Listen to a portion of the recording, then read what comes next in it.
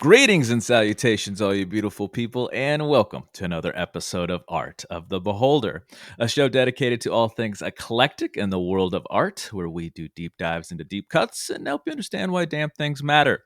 I'm your host, Novo Day, and today we're going to be talking about art in film, focusing on Denis Villeneuve's Dune sequel, Dune. Part 2. To hash things out, we're once again joined by one of our executive, exclusive senior contributors. That's right, the writer of Sandworms himself. Now, Emperor Buck of House Buck, our favorite OG. That's right, Mr. Theodore the Buck Buckingham. Welcome back to the show, Buck. Thank you so much, Novo. They were out of the water of life, so they gave me the sandwich of life. So I am the Quiznos Hatterack. We have with us, joining us today is the Quiznos Hatterack. Hatterack? Dad joke, yeah. Man, what happened to Quiznos? I feel like they were here today, gone today. I had this conversation like a week ago. All of a sudden we were like, what happened to Quiznos? Yeah, what happened to Quiznos? What happened? People used to love Quiznos. Yeah. I'm a yellow sub guy. That's another hint for you guys. If you are trying to figure out little details of our background, that's a big hit. That's hint. A deep cut. Yellow sub. I love that place. That was a childhood favorite of mine too. Oh, to this day, the Chicken Club is my favorite sub to this day. Chicken Club. That's a good Chicken one. Club, yeah. They had because you know what kind of household I grew up in. Yeah. They had a vegetarian one that is actually very good. Oh, okay. I'll try that next. It's got the tempeh, but it's a different name in some other places. Right. Yeah. Let's not say that name though. Yeah. I feel like that would really give it away. Yeah, that would really give it away. So, Buck, we're not here to talk about Quiznos. We're here to talk about Dune Part 2. That's what we're going to talk about. Oh yeah, we're going to cut the show, right? We're just going to be like, you know what, Dune? I know it's like a big we're going to talk about event, the art of making a good sandwich. But let's talk about Quiznos instead. Yeah, the art of making a good sandwich. That we'll do that in after hours. Ooh, I got a topic idea now. Yeah. But before we do that, guys, we're talking Dune Part 2 today. So let's tell the good people why. Why are we talking all things Dune? Because we don't do this much. If you actually look at the progeny of shows we have done now over the years, we don't usually just pick a film to do, for the show. But this is a fucking event, guys. We've done TV shows. We've done series. We've done a lot. We've done, what's crazy is this many years, it feels like just yesterday, but years ago, in our pilot season, we did Dune Part 1. That was our third episode ever that we released. And now we knew we were going to do the sequel eventually, and here we are. And the thesis is simple, Mr. Buckingham. And I will say this, he did it. DV did it. He did the impossible. He did it. He completed a fully realized film adaptation of a book that was said to be impossible to fucking adapt. He did it. The book that's just basically exposition. Yes, exactly. Hard to read. TV hard to read has told me many times. Yeah, the first time it's a little difficult. So yeah, it's great. I loved it. Lot to discuss. Lot to talk about. Yeah. Yeah, what's crazy is he not only brought, his vision to life, just like I said, I am having the hardest time remembering when a movie was an event like this. Like, oh my God, clear your schedules. We're going to the fucking movies. And it's here again. It's finally filling us with a sense of awe we can only get with this medium.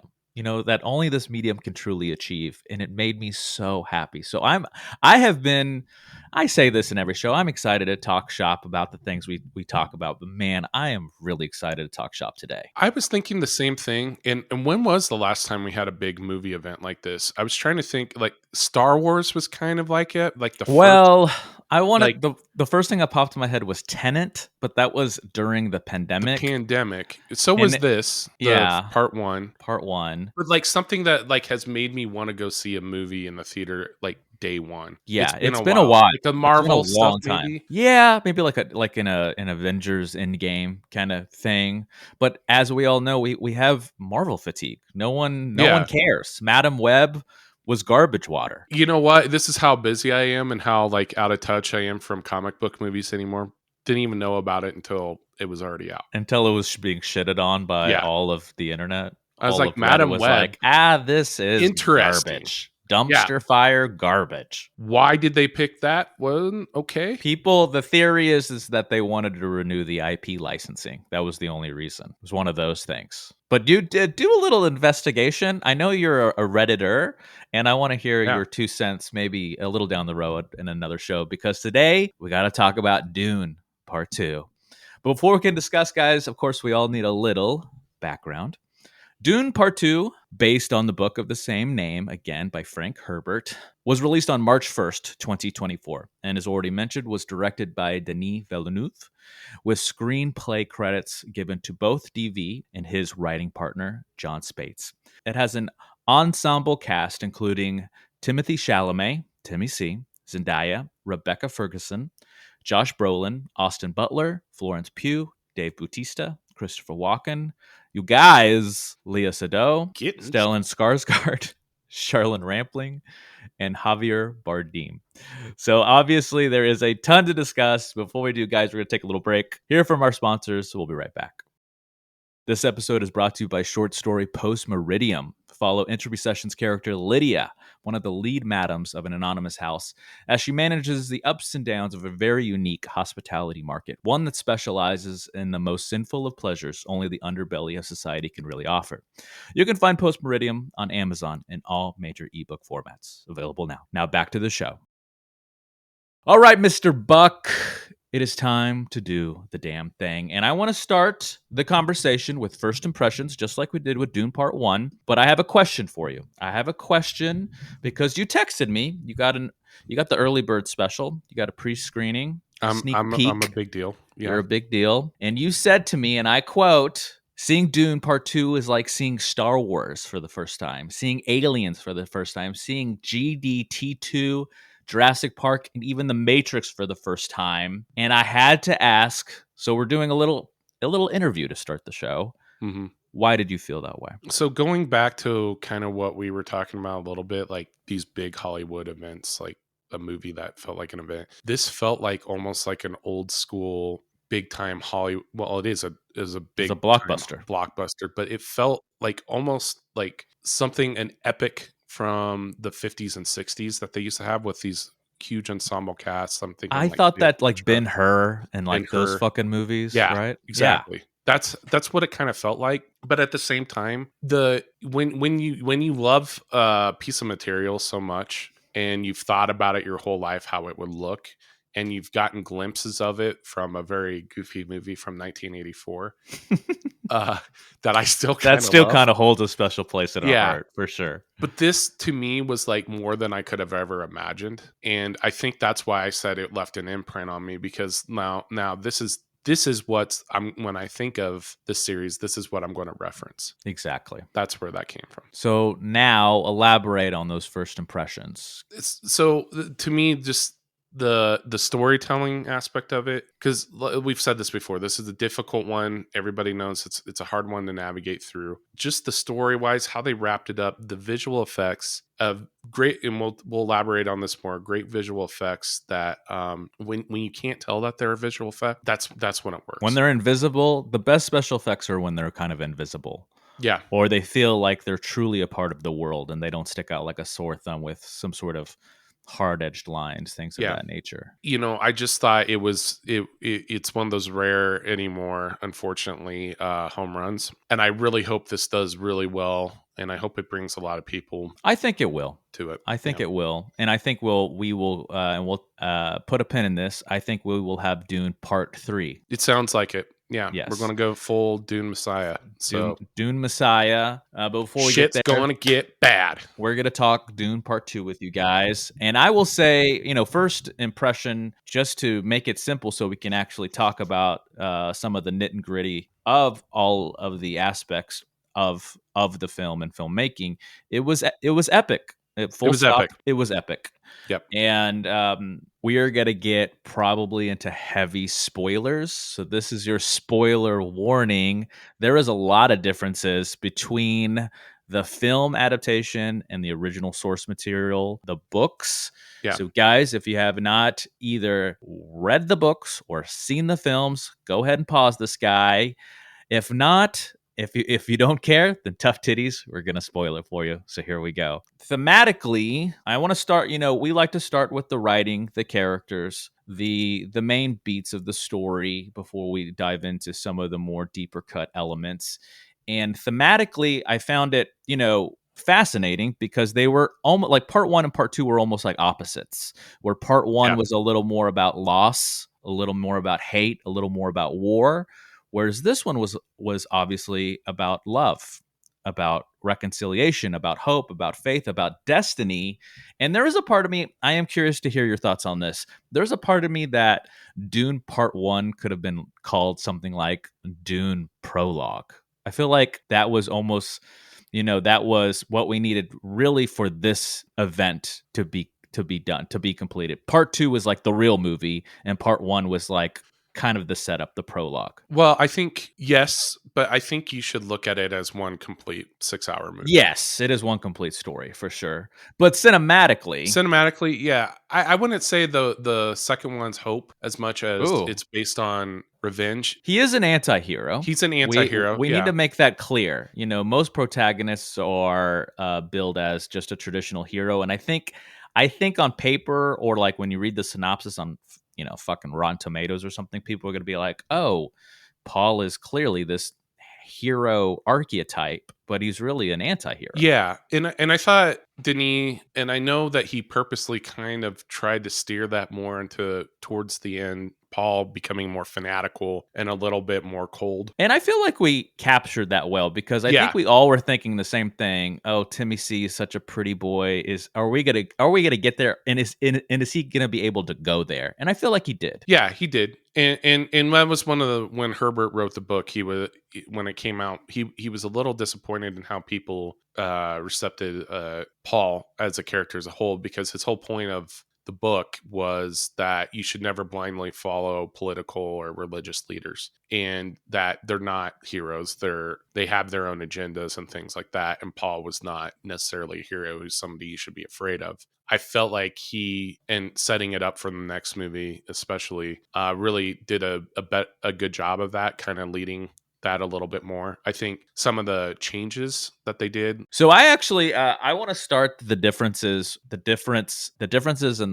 the books versus the film conversation with the fact that Paul ends up killing the Baron in the films. Yes. And in the books, it is his 2-year-old sister that we only see in the movie in the womb, which I thought was great, Well, was we actually saw it amazing. twice. One in the Yeah, we with saw her the as what was her name? Anya Taylor Anya Taylor Joy Joy, who was a was a little surprise. cameo. Yeah, I didn't see that coming, so that's rare. I didn't either, but when I saw that, I go, oh, they're making a third. Yeah, I feel Because like that there's was no a way you little pull her in. foreshadowing, right?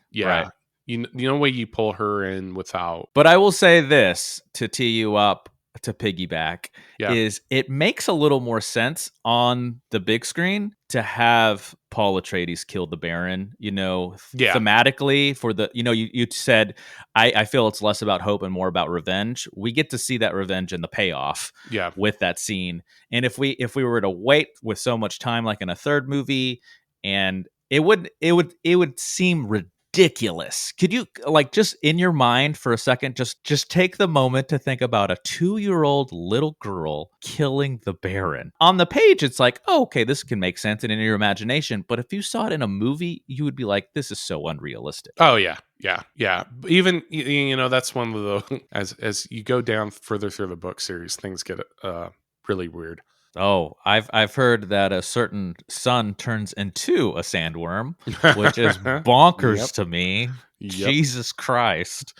But we're not going to see that on the big screen, so that's not really too I don't. too big of a spoiler. I hope so. You Like want you want to see the I want transformation? these to do so well that they have to really get into the deeper books, and then it just Oh, goes well, I weird. feel like the deeper books are going to be part of the shared franchise IPs, which is a television show. I believe that's going to be released on Yeah. HBO. Yeah. So maybe if they get And I'll that. watch it. We'll watch it. I get it. And I think they're going to frame it again. Like I heard somebody else say, this is Game of Thrones in space a little bit, and yeah, we'll see. But yeah, to your point, yeah, I that was another big thing, I guess, kind of leading into that I was a little disappointed about. That they changed those beats. Well, they changed the timeline. They condensed it down Oh significantly. yeah, like because the actual books, it's like It's years. years, yeah, Where that they're this out in the one desert. clearly was. I mean, if you don't have a true sense of time, but here's how you have a sense of time, guys. If you rewatch this, is you think about Lady Jessica and her pregnancy. So you Yeah. know that months have only gone by because she never actually gives birth. She just stays pregnant throughout the film. So you Yeah. know it's in the magnitude of months and not years. Which I was a little disappointed about, because that's kind of how they built in the book. Like that's kind of how Paul is built to be the Messiah and things like that, or all these things. It's Yeah, but again, it's film adaptation. It's impossible to do that in like a film adaptation. You can have time jumps. You can have time jumps, but that can become jarring and it can be difficult for the audience to really keep up. Yeah. I think if we pull it back to, again, the source material and the need to adapt, adaptation is so important in filmmaking. I think they did a wonderful job with the story overall. I feel like all the Yeah. main beats were there, and what they changed, I'm kind of glad they changed it. Yeah. Yeah. For the film For the version, film, yeah, not sure. for the And I source can see that. material. That's always a curse when you when you know the book and then watch the movie. It's never going to be the same. But Right. yeah, I mean, there's some of that. That might be, when you take the whole work, when they come out with the third movie and whatnot, and how they handle that, Yeah. it'll probably make more sense. Sure. So then you have to see, like, to your point, you said part one and part two should be thought of as one gigantic film and one It really story. should be. Yeah. The part three is probably the same way. It would be a continuation of that. And so part one, two, and three ideally would be one One movie. gigantic Yeah. film. Yeah. So I think, yeah, to that point, yeah, we'll see how it plays out. But yeah, initial watch, I've only seen it, the first time. That was the one thing that I was scratching my head a little bit about. But other than that, like totally, still loved it. I think it was all there for, it was still a long film, 2.5 hours to 3, whatever it was. But I Fast feel two and a like, half yeah, hours. oh my God, it didn't feel that way. And I feel like just again, being anchored by the subject, the topic that is story, I feel like it landed. Yeah. And I think that was a perfect time, like length. Yes. One thing that I actually watched prior to go seeing this again was Red Letter Media's kind of review of Yeah. Dune Part 1. And Yes. one rare thing that they said that I have never heard them say is like, I could have handled a longer movie because it didn't feel like it was that long in Dune Part 1. These are Ooh, the same guys that touche. said Blade Runner 2049 should have been Blade Runner 2049 minutes. You've said that joke so many times on this Because it's show. so funny. It is It made still me laugh. funny. Yeah. Now, we can't have a great story without great characters. And I'm not going to spend a ton of time going through every single character. We don't have time for that because there's a lot of other things we want to get to. But I will say this: perfect casting. Oh, yeah. And again, we all thought the same thing: is Pretty Boy Timmy C gonna get there and gonna take it there? And I feel like he did, especially by the end. I feel like his acting chops really shined through by the end. And just a few deeper cut conversations I do want to have with you is I was shocked at how funny, how much comedy was in Yeah. these characters in this script this round. Yeah, it was, and they did it the right way. They didn't have to Yeah. shoehorn it in or make it feel like it shouldn't belong there. It blended in well, especially with the tone of the story. Yeah, I totally agree. It was spot on there. We had a packed audience. I saw it in IMAX. It was a sold out show, and yeah, I was shocked at how many people were laughing throughout the film. And another thing I do want to, I think we take this for granted, But and again, this has to do with story changes, book versus film adaptation. In with the focus of characters is how much female development we had versus the books as well. Not Yes. only is obviously, Yes. so we had a gender swap. We saw that from part one Hmm. with one of our main characters being a male character in the books and a female character in the movie. Kinds. But Yeah. right, but even even Jessica, even Chani, those, I feel like those were much more fleshed out. Oh, absolutely. Oh, absolutely. Yeah. Instead of like Jessica kind of taking a backseat to being kind of a glorified extra. Deseret, like, Yeah. yeah, She's definitely stronger, more rounded character in this one. She's seen kind of as an equal to Leto in the family. And yeah, yeah, and also Chani's character too, just kind of being more definitely another stronger role that's, definitely got more that was another difference was the ending. In the books, Chani is much more supportive and yeah. kind of does not go against, Paul's doings And as here she's they kind of do in this one. defiant Yeah, a she's little bit. defiant. That's a good, yeah. Very defiant in this one, which I liked. I did like that change. Well, it created, what we all share and love about cinema is drama. Yeah. That creates drama. More tension between these characters is going to create more drama for us and the audience, and be in turn more entertaining. And I think that strife was powerful because we've all had relationships like that. Hmm. We've all been in love, but we've also had strife and tension to where, especially when we have pillars of relationship values be dramatically different. Like in the film, she just wanted him to be she didn't want him to change, right? Just like, keep being Right. yourself, keep being this version of you. And then as soon as he changed, she was out. I'm out. Yeah. Fuck this. I'm out. Which is going to be interesting for the third movie, how they handle that.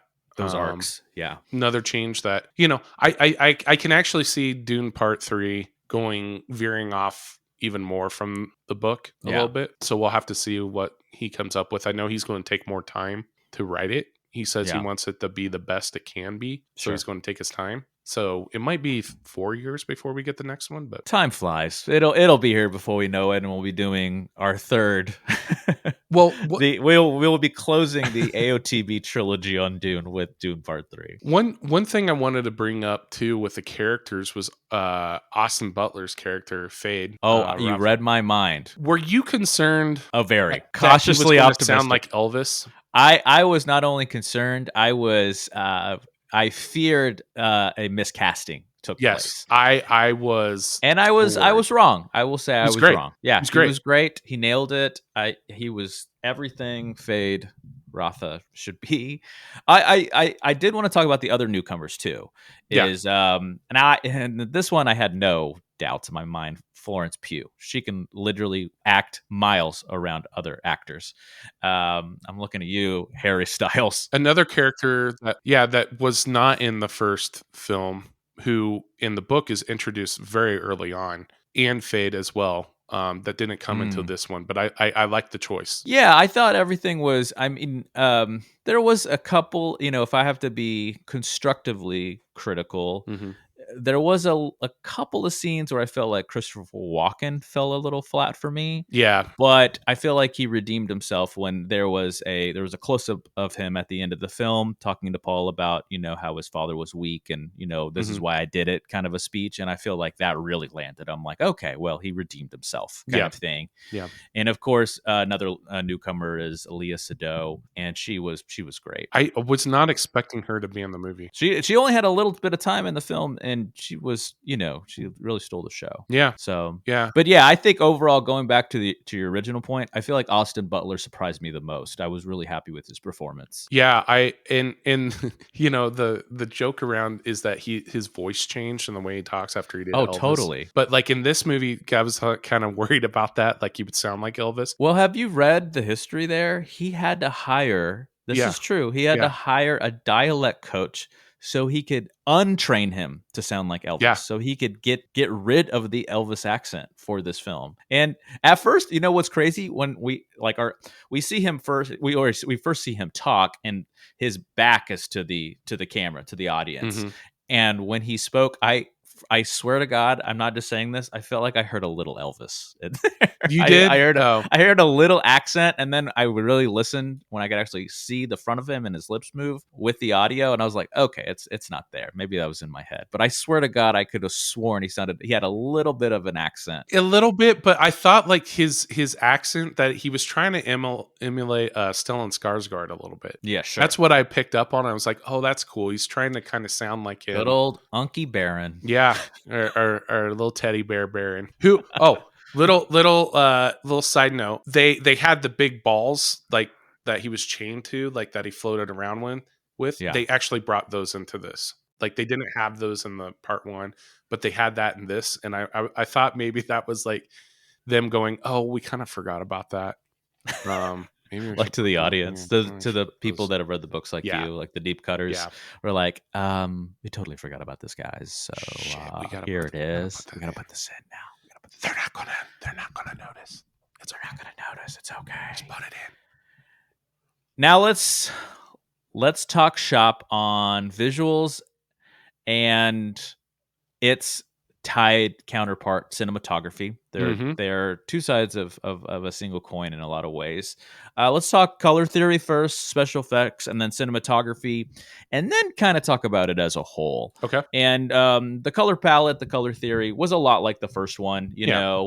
but I think since this is an AOTB show on a film, we're going to again assume you've already seen it.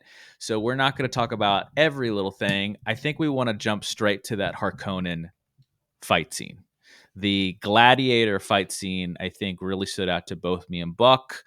And because it was shot in a way to look like it was black and white, but it was just high definition whites and blacks to create an effect of a black and white set of scenes. And that is because of one important thing about the story. Yeah. They're it's the sun of their planet is black, and so it was creating this kind of effect when they would go out into the sunlight of this really high contrast kind of filter like effect. And when I saw, you saw this in the previews, and I thought like at first, oh, this is maybe like some sort of like dream sequence or Or a some a flashback, to vision, give it because they a look visual aesthetic. demonic, Yeah. almost. And then I was like, oh, cool, there's actually a reason behind this. It's because they're in the light of the sun, and it's making it's kind of altering the way they look into this way, but the style of it was amazing. Like I Hmm. just the look and the feel of it, it was like one of those The parts of high the movie. contrast of the blacks and whites too were powerful. Amazing. Yeah, it Yeah. was like this was one of the parts of the film I think a lot of people are going to watch and they're just going to stare and they're not going to think of anything else Or film students or film schools are going to to look like back. take this out to like study. Oh yeah, definitely. Yeah, yeah. It's one of those like I think another milestone in cinematography, or a point where people, like you said, will reference. The fighting was pretty well choreographed as well. It's hard for me to convey in words like the feelings that I got during that, because I was just like, this is so cool. One of the coolest things I've seen that's not like it's a visual effect, but it's not just like with a lot of this movie, what I told you before, it's a visual effect that you don't think that it's a visual effect. Right. The best kind of visual effects are invisible, is what I always say on our shows. Yeah, we couldn't have had a scene like this without the special effects, the visual effects, the CGI, and I know we say this every few years, guys. All right, fucking sue us. We know that we always every few years we say this is the best special effects we've ever seen, and yes, again, this is the best special effects we've ever seen with the Unreal engines and what have you. But I think to differentiate something like this to other visual effects, especially contemporary, is how it's gonna is the stylistic choices and how it's going to age. I think will really be a testament to the power of the artistic decisions here, because I think putting a little bit of a I don't know how to put it. Like there was a little bit of a softening to everything where I think understanding the opposite will help you understand this more is that when we see like Marvel films or Star Wars shows or films on Disney Plus, you can kind of see the green screen. There's kind of a hard disconnect between the characters in the foreground and what's going on in the background. Where with something like this, it is all uh, there's complete continuity and everything feels seamless, and it feels and that makes you buy into the world more. It's more immersive because we've talked about this on our show many times, the power of fully realized worlds when it feels like, so the special effects not only, yes, look and feel and sound amazing, but they feel like they're they feel purposeful. They feel like they were supposed to be like these were actually supposed to be in this world at this time. When you have a power, which is this digital effects, but you use it when it need it the most without like overdoing it. When you talked about the Marvel and like the Transformers and things like that, those movies, it's almost a little fatiguing when you Yes. see all this. It's big dumb fun, and there's things shooting and blowing up and everything, and there's so much Endless eye going on. candy. Yeah, Right. yeah, there's so much going on. It's fatiguing. Yes. This was done, With a with little more intent, grace. grace. Yeah, yeah, and that's what I like. I mean, obviously the Thopters and stuff are all CGI and things like that, but you don't even think about that when you're watching it. Right. It It feels like feels it should be there. purposeful. Feels like it's purposeful, and it's a blend between CGI, practical effects, and actual on location shots. I think that makes a huge difference. Huge, huge difference. Because the lighting is one thing that really throws people off. It's always hard to, when you're in a studio and behind green screens and stuff, to get that right. And another piece, another topic I wanted to focus on before we moved on is that really stuck out to me was Lady Jessica talking to her unborn child in the womb. Hmm. And we actually got to see the womb with Yeah. CGI. And I felt like that was powerful. I got the 2001 Space Odyssey feels. Oh, you got Did you that a get little that? bit. Oh The yeah. the baby looking at the fetus looking at Earth and stuff like Yeah. that. Yeah, Did you get there? I did. I'm glad you brought that up. I was going to say it felt very 2001. Yeah, very Kubrick, very 2000. I feel like that may have been a little nod I think it to, was. I think because it was. DV is an auteur. Hmm. He's not a Michael Bay or a fucking, he really cares. He cares about the art. He cares about how these pieces look. He cares about the cinematography, which we're going to be talking about next. And that shows time and time again. Yeah, and I think it also led to the story a little bit being more powerful about why her drinking the water of life while she was pregnant was such a big deal.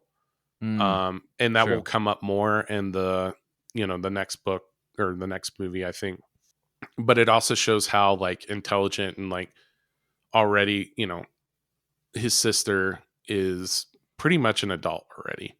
Yeah. She has all the knowledge of all these Reverend Mothers and all these things like that. She's basically got many lives already in her brain. So And when she's born, I have been told that she is a fully realized adult, she even is. as a Yeah. child. Yeah. You're right. And that's where that whole like a 2-year-old kills the Baron Right. kind of comes in, That's because she's how not a in the child. world it makes sense in the context of the books. Yeah. But if we were to see that on in this version of the story, it wouldn't make sense. No, no, you're gonna have like a CGI like toddler running around talking like they're 50.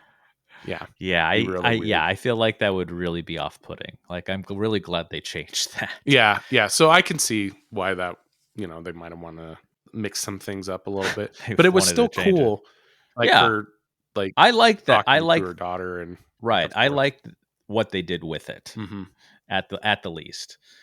So let's talk about the other side of that coin now, cinematography. I'm going to start the conversation by saying how I felt time and time again throughout the film. The cinematography in a nutshell for me was two words: very intimate.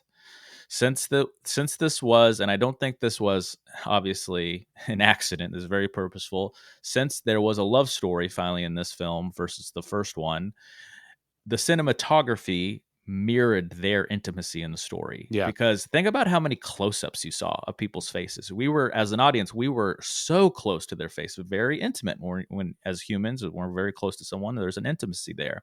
And there's so many of these, right? Like think about Paul and Chani and all these characters where we would just get these hard close-ups of them, and that was done purposefully. Yeah, I totally agree with you on that. So even though this was a broad, big epic with big, sets and scenes, it still felt very, yeah, intimate, like you said. And that's always good. And I think that's when you have a cinematographer and a director that are working pretty closely together and trying to get that tone and feel. Yeah, This also goes back to editing a lot too, but I totally agree with you on that. Trying to get that, there's complaints with a lot of these big epic movies that because of that, because it's so big and you're doing things and you have these shots on such a grand scale, you really miss out on those character driven moments, those intimate moments. And I think they did a great balance of those big epic CG shots, those big epic, overtones, and really kind of managing that with the closer, more human story driven elements of the film. And that really leads back to how they shot it. So again, you have to have that it's like an orchestra, you know. yeah, You have to yeah. have those all those beats hitting right at the same time and right with everybody working together on it. So we got to give some love to the cinematographer. His name is it's either Craig or Greg Fraser, and I really feel like he hit it out of the park. I could see him getting a lot of awards for this, Academy Awards and stuff Oh like that, yeah. for his cinematography. And again, again, this is intimately, no pun intended, tied to the visuals and and then everything else. The characters, the story, and especially with I remember making a point to TV Del Rio about this on the car ride home from the film. Is there was action in the film?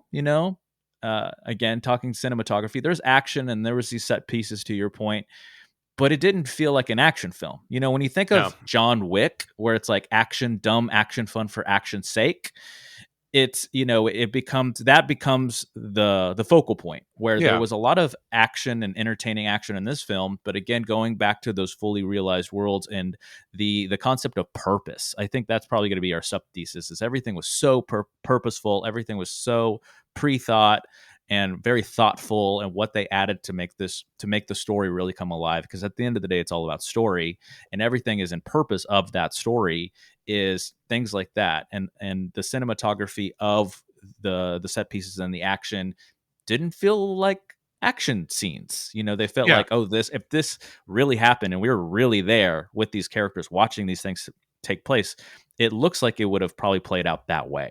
Totally. Yeah. And your John Wick, like especially John Wick Part 4 kind of Oh yeah, analogy. she's like bonkers. Yeah.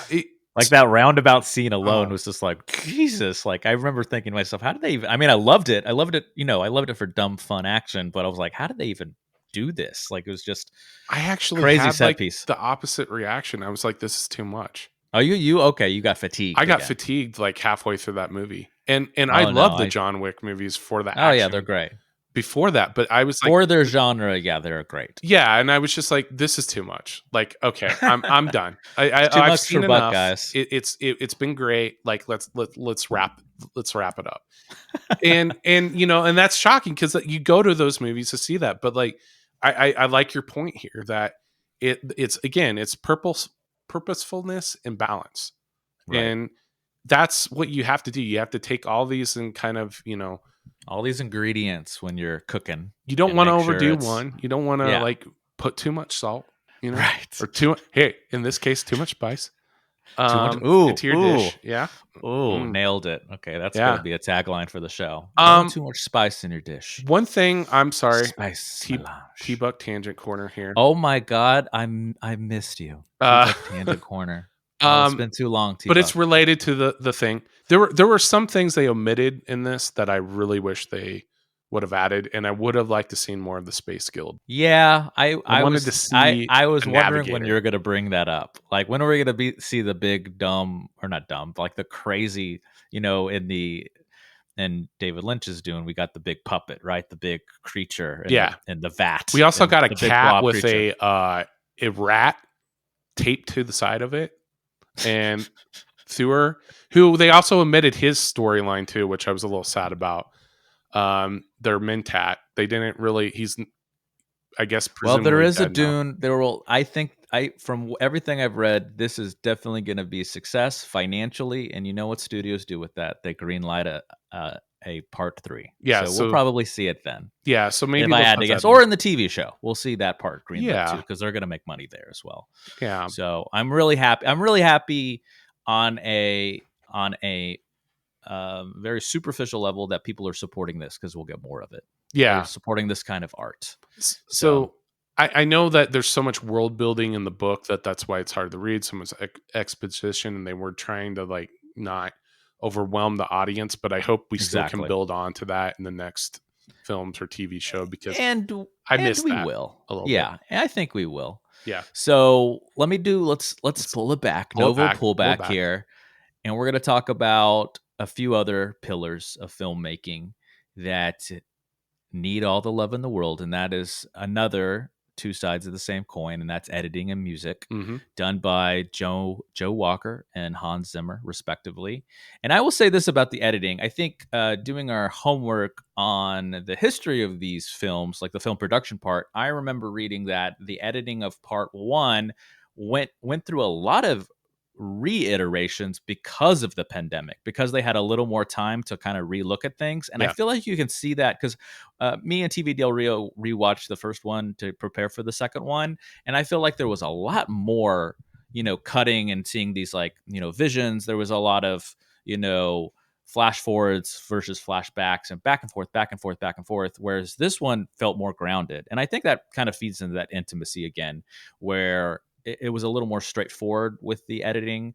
yeah. And I think it serves a purpose of making the story, for this kind of a story, come together a little better. I agree. Like that was one thing I kind of noticed, is that some of the pacing felt different. Felt real different to me, Yeah, in a good way. I in a feel good like, way. Yeah, and it was apples and oranges. I felt the first one was good for that kind of story that they were telling, the prologue kind of story, the setup to this second film. Um, I know it is one giant story, one giant film, but there is a part of me that feels that way, just because of the cinematic approaches to storytelling and cinema. And of course, what holds, the glue is the editing. But again, we would be remiss if we didn't talk about this score. Is like, a lot of people, I feel like, underestimate or take it for granted when they say statements like, a good score can be a character. oh yeah, And yeah. this score was breathtaking, was paramount, was earth shattering. I loved this score. Oh yeah, and I haven't like done a deep dive into it yet. The first one, the part 1, I loved absolutely. Like that leaving Caladan scene, like, was awesome. And then it led right up into the scene where they arrive on Arrakis and they have like the bagpipes and everything. That was so cool.